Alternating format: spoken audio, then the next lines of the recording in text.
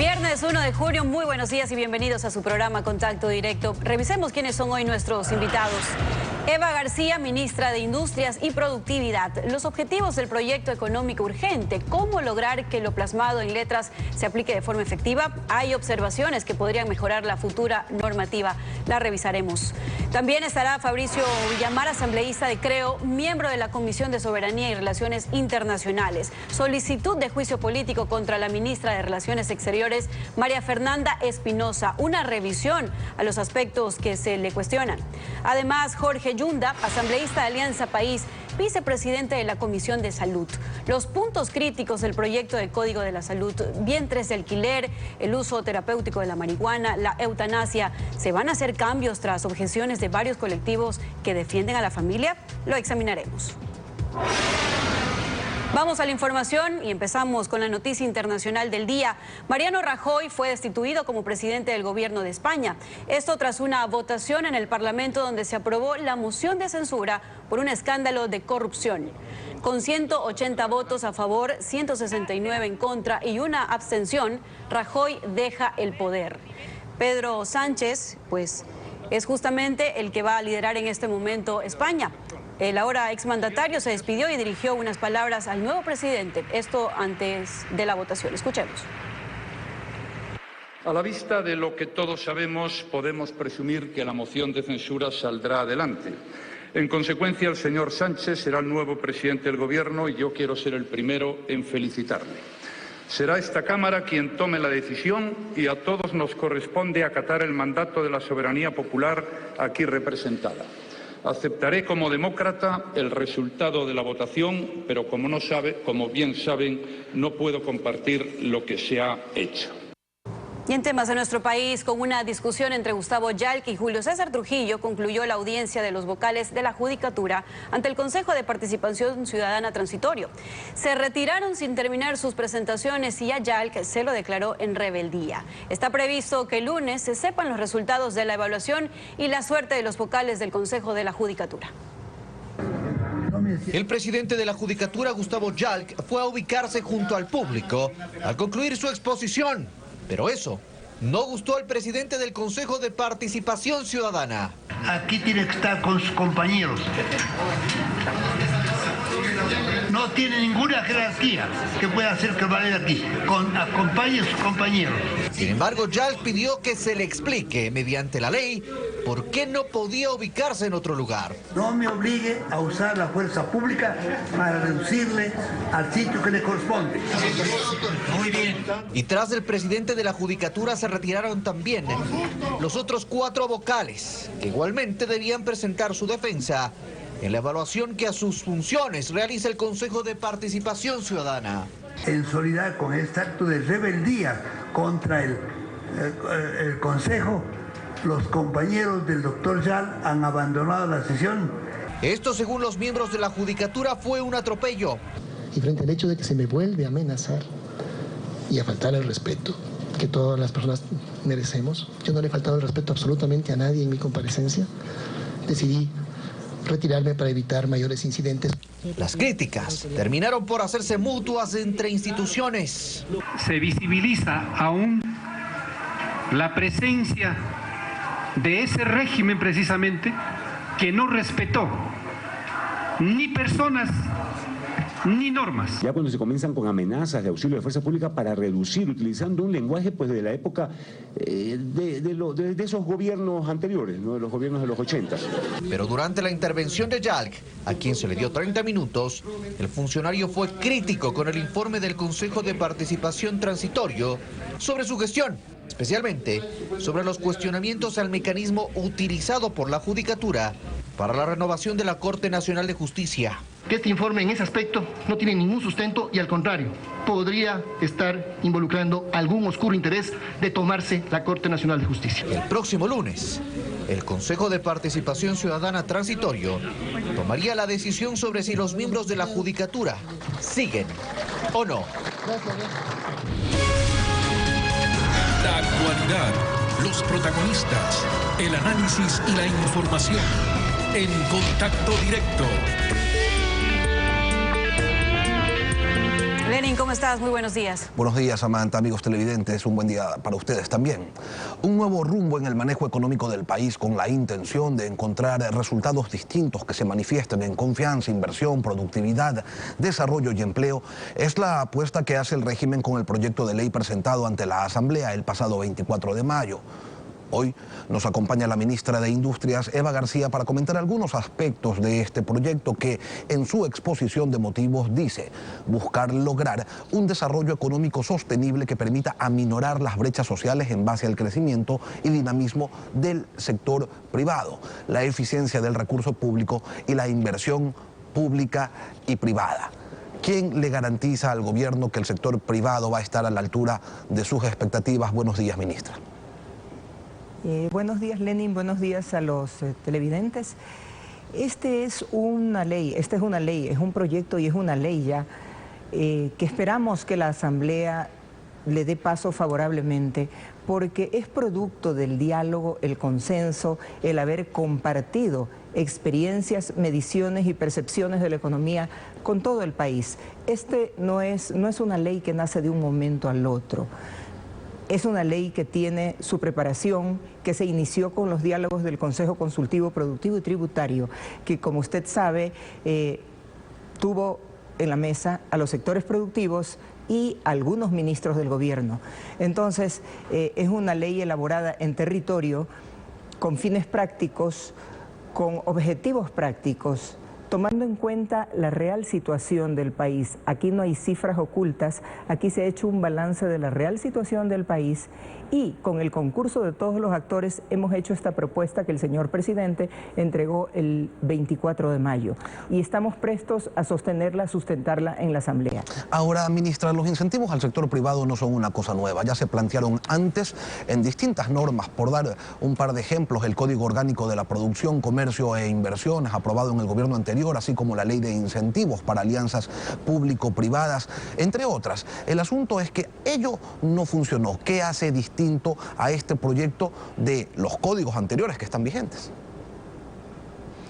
Este proyecto mejora sustancialmente todas las condiciones que se daban en el Código Orgánico de la Producción, Comercio e Inversiones, comenzando porque damos plazos mucho más largos para que una inversión pueda efectivamente tener su retorno, porque como usted sabe, los primeros años pueden ser a veces ni siquiera para recuperar costos, y nosotros sí aspiramos que en 10 años las empresas ya tengan utilidad, ya tengan retorno, ya estén realmente establecidas, ¿no?, fortalecidas, que tengan sostenibilidad propia. Además que se extienden los beneficios a otros sectores y se consideran nuevas formas de desarrollo de negocios, como ser, por ejemplo, unas sedes mucho más abiertas, unos polos de desarrollo, que es lo que nosotros como Ministerio de Industria proponemos. Creo que la estabilidad jurídica y el clima de negocios que se observa son factores que coadyuvan a que lo que quizás no se hizo realidad en la magnitud que se esperaba antes, ahora sí pueda ser. Creo que es muy importante la estabilidad jurídica, pero además los mensajes que emanan desde la cabeza del gobierno. El mensaje del señor presidente ha sido un mensaje de diálogo, de preocupación por el empleo como prioridad, de lucha contra la corrupción local, le garantiza transparencia, que también es un ingrediente muy importante para un buen clima de negocios y para generar confianza en el inversionista tanto nacional como extranjero. Y creo que también algo que le hace no solo el diálogo, sino el tener secretarías de Estado, ministerios alineados con la Política Nacional de Desarrollo, con el Plan Nacional de Desarrollo, y que todos trabajan conjuntamente. Esta ley es una muestra de esto, porque fueron consultados todos los sectores, tanto productivos como del gobierno. Y esto realmente es un consenso, es una muestra de consenso. Y como le digo, salida de la realidad. Se ejecutaron más de 26 mesas en el Consejo Consultivo Productivo y Tributario, sectoriales y en todo el gobierno y en todo el territorio, y también en las mesas de competitividad provinciales, y el producto de esa propuesta es esto, es elaborado en realidad por todos los sectores. Ya vamos a ir al tema, ministra, de la estabilidad normativa y la seguridad jurídica, pero antes de eso yo quisiera que me ayude con una cifra. Porque en el 2006 la inversión privada era el 81% del total y la inversión pública el 19%. En el 2013 las cosas cambiaron y la inversión privada bajó al 44% y la inversión pública llegó hasta un 56%. ¿Cuáles son las cifras a las que está apuntando el gobierno ahora? A que este panorama cambie totalmente y que ahora sea el sector productivo el que invierta, el que genere empleo como corresponde. Probablemente en estos años la inversión pública creció más por todas las grandes obras que se hicieron, la modernización de las vías, puertos, aeropuertos, toda la infraestructura que en realidad son condiciones habilitantes con las que ahora contamos y en las que ya no deberá invertir el gobierno. Pero ahora le toca al sector productivo hacerse cargo, tener confianza en el gobierno. Nosotros pedimos eso, un voto de confianza. Estas son directrices para que la economía crezca, para que se genere más empleo, para que el empresario se sienta confiado en que su inversión va a tener un justo retorno, además con condiciones de estabilidad. Aquí no va a haber cambios cada año, ni va a haber mensajes que intranquilicen al empresario, todo lo contrario. Ustedes ven que nuestro presidente se acerca y que su mensaje de cada semana es un mensaje constructivo, es un mensaje que invita a invertir con seriedad, con profesionalismo, hablando de números reales. Aspiramos a que estas cifras cambien y que la mayor parte sea de inversión productiva del sector privado como debe ser. Ministra, el artículo 20 del proyecto señala que las nuevas inversiones productivas en los sectores priorizados tendrán derecho a la exoneración del impuesto a la renta por 10 años si se encuentran fuera de Quito y Guayaquil, usted ya hacía referencia a esto, y de 8 años si se dan en las áreas urbanas de estas dos ciudades. En el caso de las sociedades constituidas previo a la vigencia de esta norma, la exoneración aplicará pero de una manera proporcional. Jaime Nebot decía este miércoles que eso podría alimentar una competencia desleal porque se estaría alentando abiertamente a las nuevas inversiones, pero ¿qué pasa con quienes ya están instalados en el país, con quienes han confiado en el gobierno? Ellos van a recibir una ventaja, un aliciente menor. Estamos tratando de incentivar las nuevas inversiones. Queremos que se realice más inversión nacional y extranjera y las compañías que están instaladas pueden reinvertir con mejores condiciones. Yo creo que cada caso puede ser analizado porque, como usted sabe, tenemos en vigencia los contratos de inversión a los que se han acogido muchas de estas industrias que ya tienen su producción en marcha. Y mire, no les ha ido mal. El último año tenemos 1.503 millones adicionales de utilidades de las empresas, lo cual significa que la utilidad de las empresas creció en un 18.4%. ¿Sí? El índice de confianza empresarial también subió en 100 puntos en todo el año del gobierno del presidente Lenín Moreno y el índice de confianza empresarial industrial creció en un 200% en una línea permanentemente continua. Eso es un mensaje que nos dice que las empresas están prosperando, están mejorando y que los nuevos incentivos van a contribuir a que estas empresas generen nuevos productos, nos presenten nuevos proyectos de inversión, ¿por qué no? Quizás reconviertan, quizás muchas vean que la necesidad es quizás modernizarse, ir hacia una industria 4.0, darle otro aspecto a lo que producen. Y si no, invertir también. Ahora, invertir en nuevos polos de desarrollo. Ahora tenemos en esta legislación que Quito y Guayaquil también son sujetos de las exenciones, aunque en menor cantidad en 8 años, cuando el resto tiene 10 mínimo, las nuevas inversiones. Pero imagínese usted, estos 8 años y el permitir que Quito y Guayaquil se conviertan también en polos de desarrollo y aprovechen estas ventajas, significa que se va a reactivar el centro de las ciudades, que se va a generar más negocios medianos, pequeños, más comercio.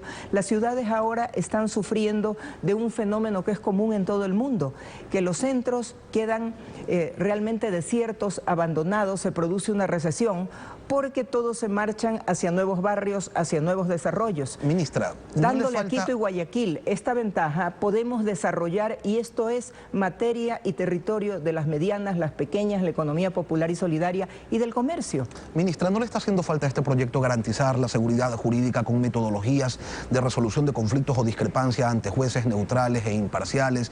¿No le hace falta darle cuerpo a los tratados bilaterales de inversión que fueron denunciados en el gobierno anterior? Y desde hace meses se dice que se los va a retomar, se dijo que se los estaba reestructurando, pero lo cierto es que no existen. Sí, esa es una recomendación que hemos hecho todos los ministros, que se está trabajando. Sí, hay que trabajar y mejorar el tema de los tratados de los TBIs, pero por supuesto eso no entra en esta ley, lo manejaremos por la vía correspondiente, así como muchos detalles de la ley no están aquí porque van vía reglamentos y otros instrumentos legales, pero tenga la seguridad de que haremos un marco legal muy coherente y estable para que esta ley tenga viabilidad y para que todos los beneficios que antes no fueron aprovechados del Código Orgánico de la Producción, Comercio e Inversiones sean aprovechados. Eva García, ministra de Industrias y Productividad, gracias por acompañarnos esta mañana. Vamos a la pausa y al regresar, Fabricio Villamar, asambleísta de Creo, miembro de la Comisión de Soberanía y Relaciones Internacionales. ¿Cuáles son los cuestionamientos de fondo para solicitar enjuiciar políticamente a la canciller María Fernanda Espinosa? Breve pausa y volvemos.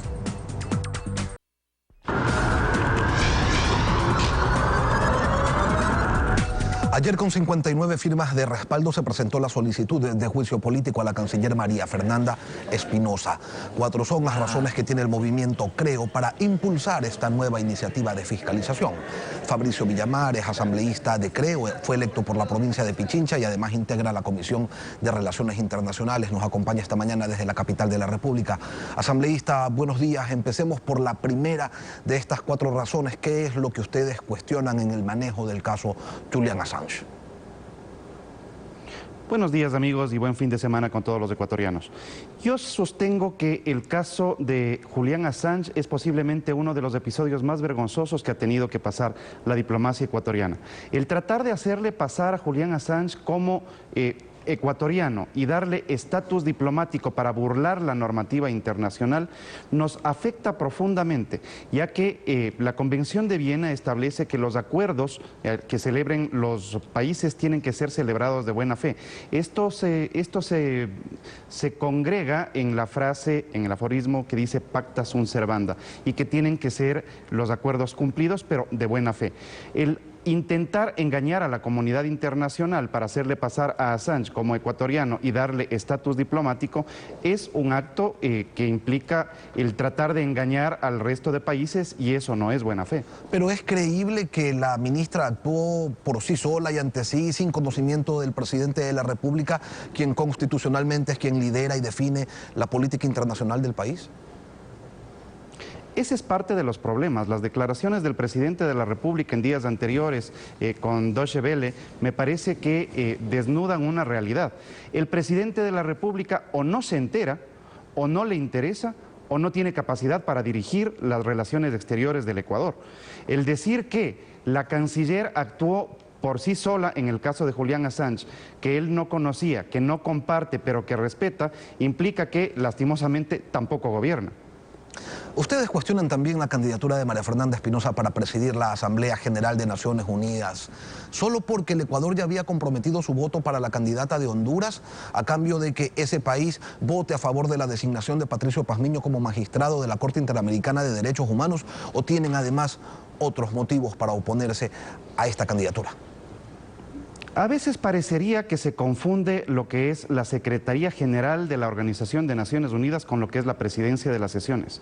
Y estamos hablando solamente de la Presidencia de las Sesiones, que es un cargo honorífico que se le entrega a un país determinado, a una persona de un país determinado, pero que no requiere sueldo. Entonces, pongámoslo en claro, la gente de Alianza País no hace nada gratis. El Ecuador tendrá que seguirle pagando a la señora María Fernanda Espinosa por ocupar ese puesto para las sesiones, no es la Secretaría General de la Organización de Naciones Unidas, y en definitiva terminará costándole al Ecuador esa designación. Ya hemos visto que esta gente no hace nada gratis. El manejo del tema de la frontera norte es otra de las razones expuestas en la solicitud presentada el día de ayer. La canciller podría decir que ella gestionó en Perú una reunión bilateral con el presidente Santos, con otras organizaciones internacionales, que a propósito de la Cumbre de las Américas se obtuvo un pronunciamiento unánime de condena y solidaridad ante los hechos ocurridos con el equipo periodístico de Diario del Comercio. ¿Cuáles son las observaciones que ustedes tienen al manejo, al desarrollo de actividades de María Fernanda Espinosa en este tema en particular? La causa que permite el enjuiciamiento político de cualquier funcionario es el incumplimiento de funciones. Para este caso se habría violado el artículo 11 de la Ley de Seguridad del Estado, que establece que la responsabilidad de la coordinación, de intercambio de información o de acciones militares conjuntas con otros países le corresponde a la Cancillería.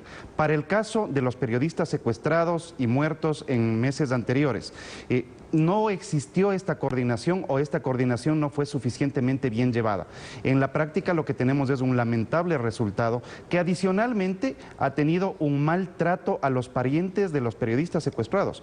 Yo quisiera que durante el proceso de juicio estén presentes los familiares de los periodistas secuestrados para que ellos también den su verdad. No nos olvidemos que el presidente de la República dijo que iba a desclasificar los documentos relacionados con este caso y hasta la fecha no ha sucedido. Estos temas de relaciones internacionales y especialmente los que tienen que ver con la vida de los ecuatorianos merecían la atención de la canciller, pero los ojos de la canciller y sus actividades estaban puestas más en sacar adelante sus veleidades, sus vanidades, sus intereses personales que la defensa de la vida de ecuatorianos. Bueno, a los familiares de los periodistas que fueron asesinados se les entregó la documentación ya y ellos decidieron guardarla en un casillero de una entidad bancaria hasta que lleguen representantes de la Comisión Interamericana de Derechos Humanos. Pero continuemos en el tema que nos atañe, asambleísta, porque a todo esto, a todos estos señalamientos, estas observaciones que ustedes tienen, se suma el hecho de que cuando llamaron al Pleno de la Asamblea a María Fernanda Espinosa para que rindiera cuentas, no fue porque estaba promocionando su candidatura y a veces en avión presidencial incluso. Ningún funcionario público está exento de responsabilidades. Cuando la Asamblea le convoca a un funcionario público a rendir cuentas, es obligación de este funcionario presentarse. La señora canciller estaba preocupada de promocionar su candidatura para la satisfacción de sus vanidades personales y evitó por todos los medios dar la cara a la Asamblea Nacional.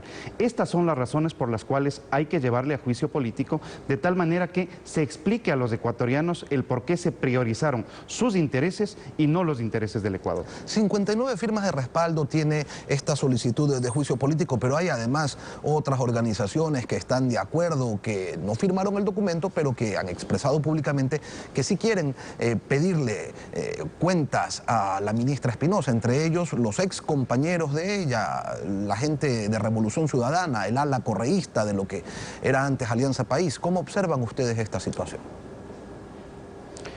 Cuando las violaciones a la normativa son flagrantes, cuando el desprecio a la protección de la vida de los ecuatorianos ha quedado demostrado, es evidente que voces se sumen en este proceso. El juicio político será llevado por los asambleístas Fernando Flores, Cristina Reyes, Byron Zuquilanda y Marcelo Simbaña. En tal sentido, vamos a dar una participación amplia al proceso de interpelación con otras fuerzas políticas también. ¿Y han hecho un cálculo ya más o menos de si tienen o no los votos para lograr una eventual censura y destitución? Los votos existen, la voluntad política de la Asamblea de llevarle a juicio político, censurar y destituir a la canciller existe, y este me parece que es un acto de justicia con los ecuatorianos. ¿Pero usted cree realmente, asambleísta, que esto va a pasar? Bueno, del CAL es probable, pero de la Comisión de Fiscalización, ¿cree que le den trámite? No lo sé. Nuestra responsabilidad es presentar un proyecto fundamentado, un proceso que contenga todas las pruebas necesarias. La responsabilidad del CAL es verificar simplemente el cumplimiento de los requisitos formales, y durante la discusión en la Comisión de Fiscalización se establecerán todas las pruebas, las que se han presentado y las que de oficio se pidan en esos días. Yo creo que numéricamente la suerte de la canciller está echada. Sin embargo, es necesario no solamente tener los números, sino adicionalmente adicionalmente el poder trabajar con los ecuatorianos también este proceso de juicio político. Parte de las cosas que no hemos mencionado hasta el momento son las responsabilidades que tiene la Cancillería también con el maltrato que han sufrido los ecuatorianos residentes en Venezuela, por ejemplo, o con la falta de pronunciamientos de la República del Ecuador por las muertes que están sucediendo en Nicaragua, por los actos bochornosos de violaciones a los derechos humanos del bloque que la Canciller ha apoyado durante todos estos años. Me parece que hay que dar un paso adelante en lo que es el relacionamiento internacional del Ecuador, rescatar la voluntad histórica que ha tenido el Ecuador de ser un país defensor de derechos humanos. Fabricio Villamar, asambleísta de Creo, electo por la provincia de Pichincha, gracias por acompañarnos esta mañana. Siempre un gusto. Y al volver en contacto directo, Jorge Yunda, asambleísta de Alianza País, vicepresidente de la Comisión de Salud. ¿Habrá cambios sobre los puntos críticos del proyecto de Código de Salud respecto del uso de la marihuana para fines terapéuticos, vientres de alquiler y eutanasia? Manténgase en nuestra sintonía, ya regresamos.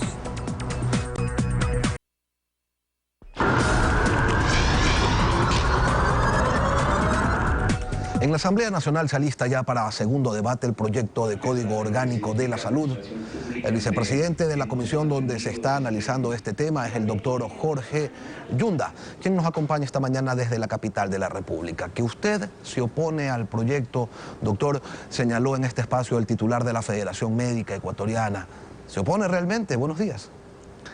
Buenos días, Lenin. Buenos días a los amigos televidentes. Nunca podríamos oponernos a un código orgánico de la salud cuando los indicadores en nuestro país son lamentables. El pueblo ecuatoriano tiene que saber que el país está enfermo. Ha subido la hipertensión arterial, ha subido la diabetes, ha subido enfermedades que ya lo estábamos combatiendo, enfermedades consideradas de la pobreza como la tuberculosis, el embarazo en niñas y adolescentes. Somos uno de los países con las tasas más altas en el mundo y los campeones mundiales. Lamentablemente el embarazo de niñas y adolescentes reincidente. Pero hay algo que no nos debería dejar dormir a todos los ecuatorianos y más aún a los políticos que estamos inmersos en este código, es la desnutrición infantil. Nosotros no nos oponemos, pero sí creemos que tiene que haber un cambio sustancial en el manejo de la salud en el pueblo ecuatoriano. Hoy por hoy toda la responsabilidad y los ecuatorianos tenemos que cruzar los dedos para ver si es que nos toca un buen ministro o una buena ministra. Estoy proponiendo que haya un Consejo Nacional de Salud donde varios actores, incluido la ciudadanía civil, las organizaciones de los pacientes, puedan conformar este consejo. El Ministerio de Salud, desde luego, como dice la Constitución, tiene que dictar las políticas y presidir este consejo. El Ministerio de Educación tiene que estar conformado también, el Ministerio de Bienestar Social, la academia, que ha sido relegado especialmente por los temas de investigación, de manera que haya varios actores conformando este Consejo Nacional de Salud y no solamente depender de las políticas de un ministro o de una ministra. Doctor Yunda, vamos a los puntos críticos de este proyecto. El artículo 17, por ejemplo, donde se señala que toda persona con una enfermedad en fase final puede planificar la decisión de no ser reanimado o rechazar acciones que contribuyan al alargamiento de su vida. En el último renglón de este artículo dice que en casos de eutanasia se aplicará lo dispuesto en la legislación penal vigente, pero la legislación penal vigente no dice nada sobre la eutanasia. Entonces, ¿cuál es la intención en mantener esto? ¿Incorporarlo luego vía reglamento? ¿Qué está pasando? Bueno, la voluntad anticipada, yo creo que en el mundo entero se está legislando. El derecho de las personas a ser reanimado, el derecho de las personas que puedan tener una enfermedad terminal y no necesiten que estén entubados con una serie de tratamientos cruentos, con sondas, con equipos. Entonces, es la voluntad del paciente. Yo estoy de acuerdo de que pueda dejársela por escrito o pueda transmitirlo al sistema médico o sus familiares. A ver, en caso de que él doctor Yunda, una cosa es la voluntad de no ser reanimado y otra cosa es la eutanasia, que uno decida pues que lo maten. Mire, la constitución de todos los ecuatorianos es una constitución garantista. Está garantizada la vida desde su concepción. No existe la posibilidad de que se pueda legislar con la eutanasia. Yo he pedido que se retire ese párrafo del Código Orgánico de la Salud. ¿Qué pasa con el uso terapéutico de la marihuana, doctor Yunda? El artículo 333 habla de otorgar licencias para siembra, cultivo, cosecha, industrialización, almacenamiento y dispensación con fines medicinales y terapéuticos. Y aquí hay opiniones divididas. Unos dicen que es una cosa buena, que ya existe en otros países, otros en cambio desconfían porque el mismo artículo señala que el responsable de todo esto será la Autoridad Sanitaria Nacional. Y usted mismo ha dicho que no se le puede tener pues mucha confianza al Estado, que tampoco es que hace gala de su eficiencia y en los temas de salud, menos. Bueno, yo estoy totalmente en contra de legalizar cualquier tipo de sustancia, más aún como médico que soy, conozco los daños que hace la marihuana, especialmente en los trastornos de conducta. Hoy en día el Ecuador está pasando una serie de circunstancias, al menos una familia tiene alguien con problemas de adicción. Nunca yo estaría dando mi voto para que se legalice la marihuana en ningún sentido, ni en el sentido terapéutico, porque ya nosotros debemos solamente tener legislación en función de evidencia científica, no en temas experimentales. Yo sé del daño que hace la marihuana a la sociedad, a los jóvenes. No podríamos nosotros, yo al menos, no daré mi voto para que se apruebe este artículo.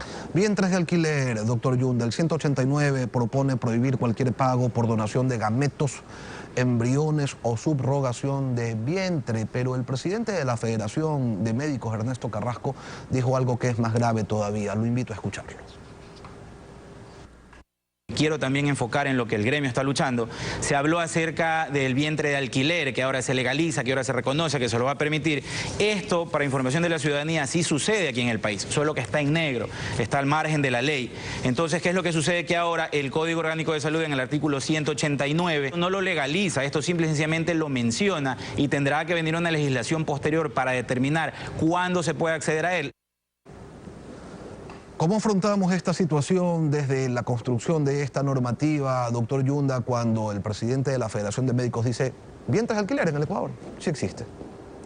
No, bueno, lamentablemente hay muchas circunstancias en el Ecuador que se vienen dando y por eso creo que es la responsabilidad de los asambleístas de la Comisión de Salud legislar todos estos temas para que no quede nada suelto.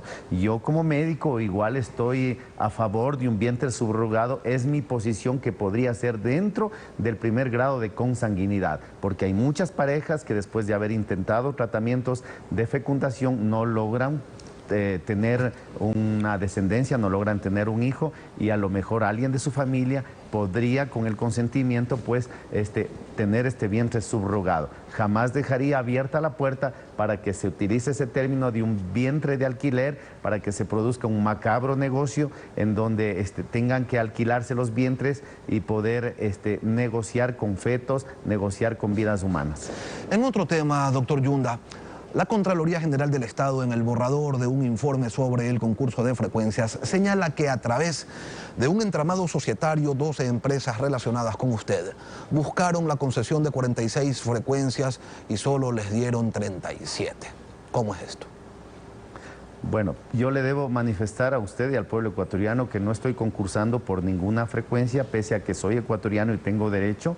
Yo, para ser asambleísta, para ser candidato, no debo tener ningún contrato con el Estado, no estoy participando, me he dedicado toda mi vida, 35 años a la empresa de la comunicación. Creo que hemos creído en este país, hemos invertido en este país, hemos pagado impuestos para el conocimiento del pueblo ecuatoriano. Jorge Yunda es el asambleísta que más impuestos ha pagado de los colegas 137. Soy uno de los 3 asambleístas que más proyectos de ley ha presentado. Hoy en día estoy dedicado a la actividad pública, no estoy concursando, no tengo acciones en ninguna empresa que tenga interés de tener una frecuencia. Me parece que ahí, dado las circunstancias que a meses estará un proceso electoral para las elecciones seccionales, se comienzan a tergiversar. Sí soy accionista de una empresa y dueño de la marca Canela, que hemos franquiciado a todo el territorio ecuatoriano y también fuera del país. Pero hoy por hoy no estoy yo concursando por ninguna frecuencia, pese a que también tendría el derecho de hacerlo. ¿Y desde cuándo usted no tiene frecuencias radiales?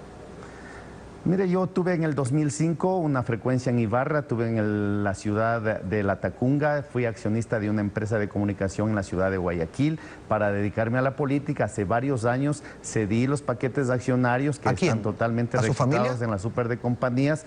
Mire, yo vendí algunos paquetes de accionarios a diferentes personas, otros paquetes de accionarios he tenido que cederlos, me he retirado. Lo que haga mi familia, le repito al pueblo ecuatoriano, todo ecuatoriano tiene derecho a optar por una frecuencia, a dedicarse a una actividad lícita, a pagar impuestos, a generar plazas de empleo, a tener un medio de comunicación. Me parece que eso se ha satanizado como si tener una radio, una frecuencia fuera algo ilícito. No, no lo es. Cuando era presidente del CONARTEL, usted, doctor Yunda, ¿tenía frecuencias?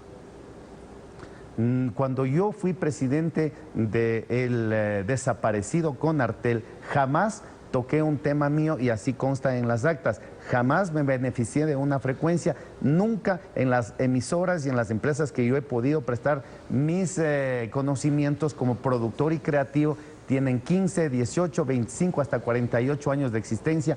Para aquellas personas que dicen que en el gobierno del señor Correa me he cogido frecuencias, me he robado frecuencias, me han asignado frecuencias, totalmente falso, y eso consta en todas las instituciones de control.